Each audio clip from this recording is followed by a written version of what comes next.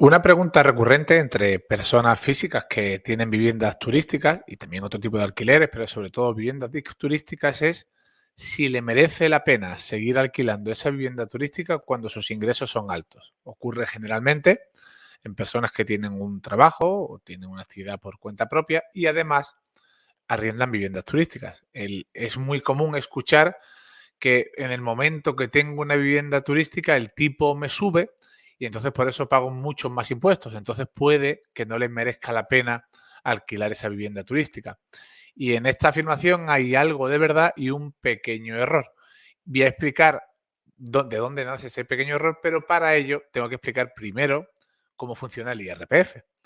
En el IRPF se paga en función de una escala, ¿vale? Esta escala, que no voy a decir aquí cuál es porque varía de una comunidad a otra, indica que depende en qué tramo estés de la escala, pagas más o menos. Para simplificarlo mucho y que se entienda la idea de cómo funciona una escala, voy a inventarme una escala, ¿vale?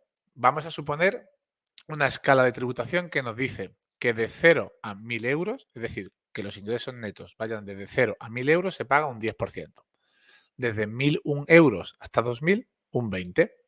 Y a partir de 2.001, un 30%. Esa es la escala. En la escala tenemos tres tipos, el 10, el 20 y el 30. Bien, vamos a suponer una persona que tenga de ingresos netos 1.000 euros. ¿Qué tipo de tributario tendrá? Pues como he dicho, la escala, que de 0 a 1.000 euros es un 10%, pagará el 10%. El 10% sobre 1.000 es 100. Por lo tanto, el tipo al que tributará esta persona es un 10%, el tipo medio, ¿vale? El tipo marginal será un 10%. Se coincide tipo medio y tipo marginal. Pero ahora vamos a suponer que esta persona tiene una vivienda turística, son 1.000 euros es lo que gana de su trabajo, y gana 1.000 euros más. Y dice, oye, es que si gano 2.000, voy a tributar al 20, entonces me va a costar más caro tributar por lo que tenía en el trabajo. Y aquí es donde está el error. No, la escala no funciona así. Esta persona que tiene ingresos netos de 2.000 euros pagará por los primeros 1.000 euros 100, igual que antes. Y por los segundos 1.000 euros el 20%. Es decir, en total pagará 300, no 400. ¿De dónde salen esos 300? Pues de el primer tramo de la escala, que va un 10%, de 0 a 1.000 euros, y del segundo tramo de la escala, que va de 1.001 euros a 2.000, el 20. La suma, 300. ¿Qué es lo que ocurrirá? El tipo medio sí será de un 20%, o sea, el tipo marginal, perdón, será de un 20%, pero el tipo medio será de un 15%.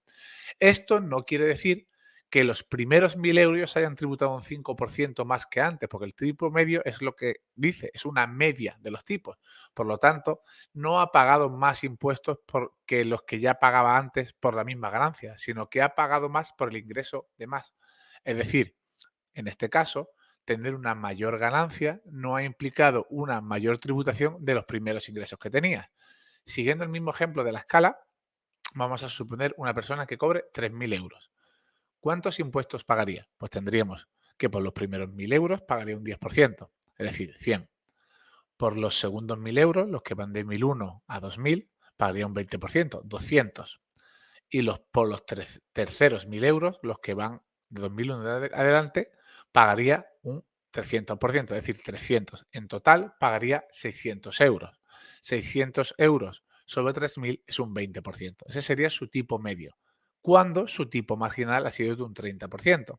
Es decir, vamos a suponer que una persona tiene un trabajo, cobra 1.000 euros, empieza con una vivienda turística y cobra otros 1.000 euros y dice, bueno, con la vivienda turística ya sé que pago un 20% por esta segunda vivienda turística, pero del trabajo sigo pagando el 10%. Y ahora tiene una tercera vivienda turística. Esta tercera vivienda turística, y suponiendo que le dé 1.000 euros de ingresos netos, pagará el 30%, pero no cambiará la tributación de las anteriores.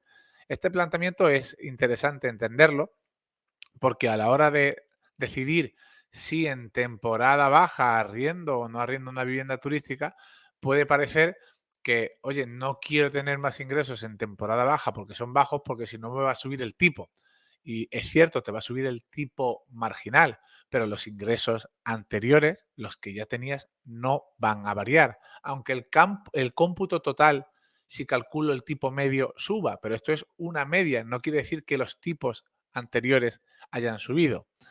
En definitiva, tener más ingresos no implica que suba la tributación de ingresos anteriores. Por lo tanto, desde esta óptica y solo desde esta óptica, siempre va a merecer la pena tributariamente tener más ingresos por tus arrendamientos. Siempre. Es verdad que cuanto más tengas, más pagarás por estos últimos ingresos. Sí, pero los anteriores no variarán. Cosa diferente es que estemos estudiando comparar el arrendamiento de una vivienda turística con el arrendamiento de una vivienda habitual, que tiene unas deducciones fiscales. Eso es otro estudio, pero aquí, con respecto a la vivienda turística, respecto a la comparativa de tenerla en alquiler y no tenerla, siempre que los ingresos sean superiores a los gastos, va a merecer la pena. Luego podríamos hablar de los gastos variables y los gastos fijos y tendríamos que siempre que los ingresos sean superiores a los gastos variables va a merecer la pena, aunque no cubra los gastos fijos. ¿Por qué? Porque tendremos una pérdida menor, pero eso quizás es algo que dejaremos para otro vídeo. En resumen, y con respecto al IRPF, no es cierto que por ingresar más te suban los impuestos de todos tus ingresos, sino solo de los ingresos últimos, es decir, los marginales. Por eso se aplica el tipo marginal. Y muy importante, no confundir tipo marginal con tipo medio. El tipo medio es una media de los tipos marginales de cada tramo. Esto no quiere decir que cuando te suba el tipo medio te haya subido toda la tributación en conjunto, sino eso es una estimación de todos los tipos que has tenido.